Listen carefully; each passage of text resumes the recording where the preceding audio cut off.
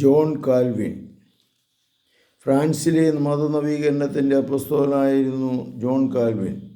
ഒരു അൽമേനിയായിരുന്ന ഫ്രഞ്ചുകാരൻ 1509 ജനിച്ചു. 1533 പാരീസിൽ വെച്ച് കാൽവിൻ ലൂതറിൻ്റെ പഠനങ്ങളെ പ്രസംഗിച്ചു തുടങ്ങി. എന്നാൽ പിന്നീട് ആ പഠനങ്ങളിൽ നിന്ന് വ്യതിചലിച്ച് പുതിയൊരു സഭ അദ്ദേഹം സ്ഥാപിച്ചു.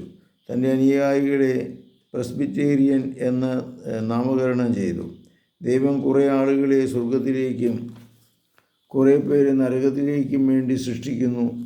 എത്ര ശ്രമിച്ചാലും നരകത്തിലേക്കുള്ളവർ നരകത്തിലേക്കും സ്വർഗത്തിലേക്കുള്ളവർ സ്വർഗത്തിലേക്കും പോകും എന്ന അബദ്ധ പഠനമാണ് കാൽവിൻ്റെ കാതലായ സിദ്ധാന്തം. തൻ്റെ അബദ്ധ സിദ്ധാന്തങ്ങളുടെ സുസ്ഥിരതയ്ക്കും വളർച്ചയ്ക്കും വേണ്ടി 1558 ജനീവയിൽ ഒരു വേദാന്ത പാഠശാല കാൽവിൻ സ്ഥാപിച്ചു. അവിടേക്ക് വിദേശങ്ങളിൽ നിന്ന് പോലും അനവധി വിദ്യാർത്ഥികൾ വന്നിരുന്നു. 1564 അദ്ദേഹം മരിച്ചു.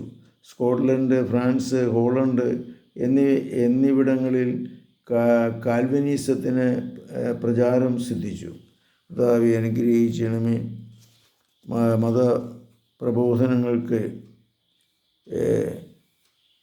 വിരുദ്ധമായി പ്രവർത്തിച്ചവരെ അങ്ങ് അനുഗ്രഹിക്കണമേ. അവരുടെ ജീവിതത്തിൽ നവീകരണം വരുത്തണമേ. പരിശുദ്ധ പരമദിവ്യകാരുണ്യത്തിന് നേരവും ആരാധനയും സ്തുതിയും പുകഴ്ചയുണ്ടായിരിക്കട്ടെ. ഈശോ മിശിഹായ്ക്കും സ്തുതിയായിരിക്കട്ടെ.